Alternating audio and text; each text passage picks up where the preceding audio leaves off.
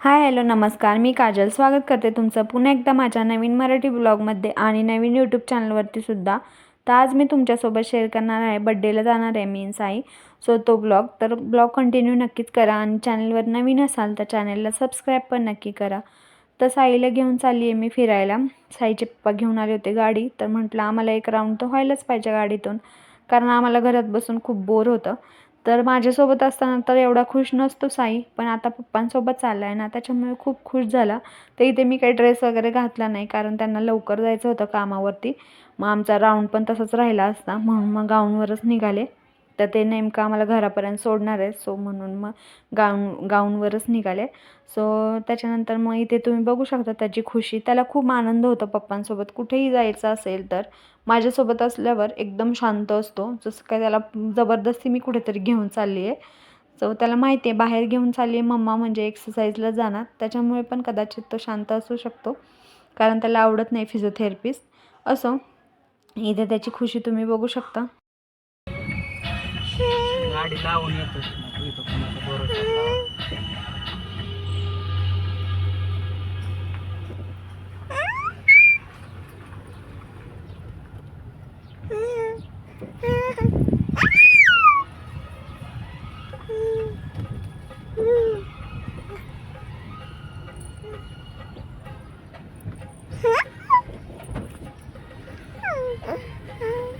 साया, कुठे फिरायला तू?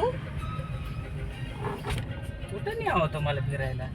एवढी जागा त्याच्यानंतर मी आले घरी, तर बड्डेला जायचं होतं म्हणून मग पटकन स्वयंपाक करून घेतला. तर इथे अंडाकढी बनवलेली आहे, तुम्ही बघू शकता. छान अशी अंडाकढी रेडी झालेली होती. तर याच्यामध्ये मी गरमच पाणी टाकणार आहे, जर थंड पाणी टाकलं तर त्याची सगळी चव निघून जाते. सो एका साईडला गरम पाणी ठेवलं आणि ही पण रेसिपी मी तुमच्यासोबत नक्की शेअर करेन. तर इथे पाणी वगैरे गरम होत होतं. त्याच्यानंतर माझं आलं मेशोवरून पार्सल. सासूबाईंनी काही ड्रेस मागवलेले होते आणि यांचं पण पार्सल होतं.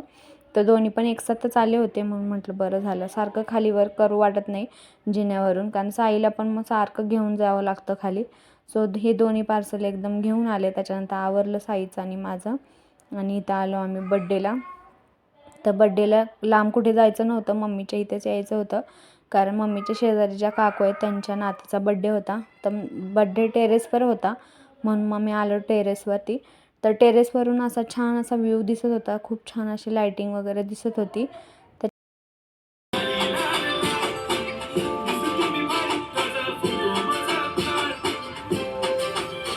त्याच्यानंतर मग इथे डेकोरेशन वगैरे झालेलं आणि बड्डेला मग सुरुवात झाली. तर इथे बड्डे सेलिब्रेशन वगैरे चालू होतं, त्याचं फोटोशूट वगैरे केलं. खूप छान असं फोटो आले तिचे, आणि अजिबात रडत नव्हती, किरकिर वगैरे करत नव्हती. त्याच्यानंतर आम्ही आलो खाली. खाली आल्यानंतर जेवण वगैरे केलं. साईला इथे मुरमुरे दिले होते, कारण त्याला पुरी वगैरे खायची नव्हती, कारण त्याला खोकला लागला आहे आणि अजूनही खोकला गेलेला नाही आहे त्याचा. सो असा संपवला आजचा दिवस. Thank you for watching video. Bye bye.